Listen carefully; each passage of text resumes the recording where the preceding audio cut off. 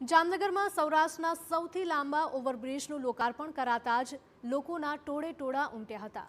પ્રથમ દિવસે જ પુલ અને તેની આજુબાજુમાં સેલ્ફી અને વિડીયો માટે લોકોની ભારે ભીડ ઉમટી હતી।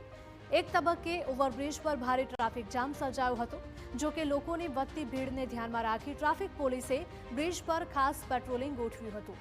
પોલીસે ખોટી રીતે વાહનોને અટકાવી ફોટા પાડતા લોકોને રોકવા માટે સમજાવટથી ખસેડ્યા હતા અને સોમવારે જ મુખ્યપ્રધાન ભૂપેન્દ્ર પટેલે આ ઓવરબ્રિજનું લોકાર્પણ કર્યું હતું અને પ્રથમ દિવસે ટ્રાફિકની સમસ્યાના ઉકેલ સમાન ઓવરબ્રિજ પર ટ્રાફિક જામ સર્જાયો હતો। મહત્વનું છે કે સૌરાષ્ટ્રનો આ સૌથી લાંબો 3.5 કિલોમીટરનો ફ્લાયઓવર ₹226 કરોડના ખર્ચે તૈયાર થયો છે।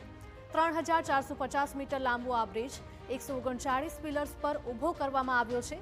આ ફ્લાયઓવરને ઇન્દિરા માર્ગ પર 7 રસ્તાથી ઓશવાડ સેન્ટર વચ્ચે તેમજ ખંભાળિયા રોડ પર ઓશવાડ સેન્ટરના બીજા મુખ્ય દરવાજા તરફ એક 2 ટ્રેક રેમ્પ આપવામાં આવ્યા છે।